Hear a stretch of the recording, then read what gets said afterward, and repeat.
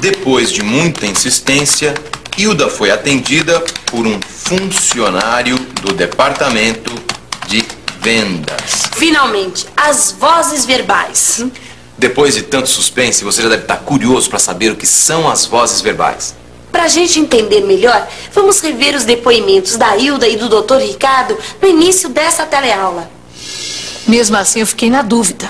Sabem como é, né? A corda sempre arrebenta do lado mais fraco. Pois eu praticamente garanti que haveria uma solução. Como a gente viu, a Hilda e o Dr. Ricardo têm opiniões bastante diferentes sobre o problema que a Hilda está passando. As opiniões são tão diferentes porque cada um deles está vendo o assunto de um ângulo diferente.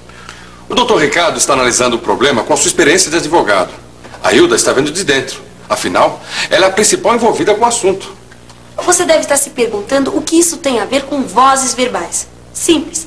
Assim como cada um de nós pode ver as coisas que acontecem de ângulos diferentes, nas frases a gente também pode mudar o ponto de vista de ação verbal. O sujeito pode sofrer ou praticar a ação expressa pelo verbo. Vamos rever a frase que suscitou essa explicação. Hilda foi atendida pelo responsável pelo departamento de vendas. O sujeito, no caso, sou eu, Hilda. Só que do jeito que o Machado construiu a frase, quem pratica a ação é o responsável pelo departamento de vendas, e não eu, sujeito. Esse tipo de construção chama-se voz passiva. Apesar de eu, Hilda, ser o sujeito, é ele que pratica a ação expressa pelo verbo.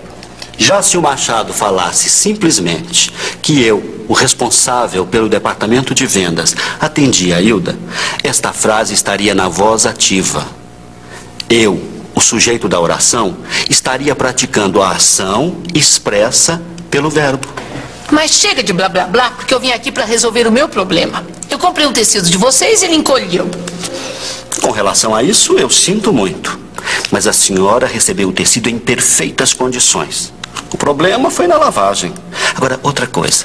A senhora devia ter verificado o tecido no ato da compra. Porque nós não aceitamos reclamações posteriores.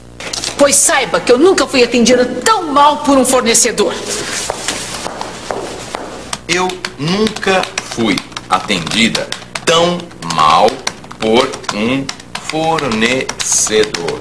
Outra frase na voz passiva. Exatamente. E você reparou que a gente pode passar uma frase da voz ativa para a voz passiva? Na voz ativa, essa frase seria: nunca um fornecedor atendeu Hilda tão mal.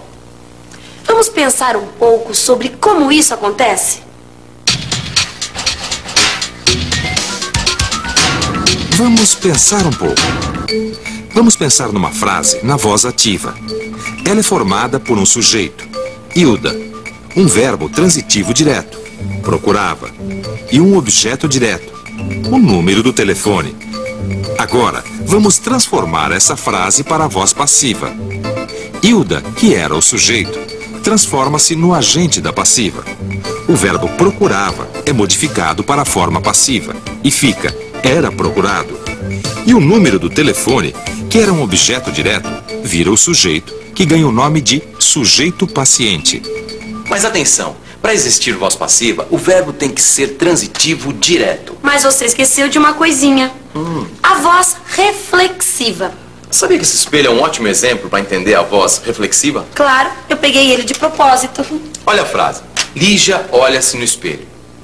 O sujeito é Lígia e ele é, ao mesmo tempo, agente e paciente da ação verbal. Eu estou me olhando no espelho e, ao mesmo tempo, sofrendo a ação de ser olhada.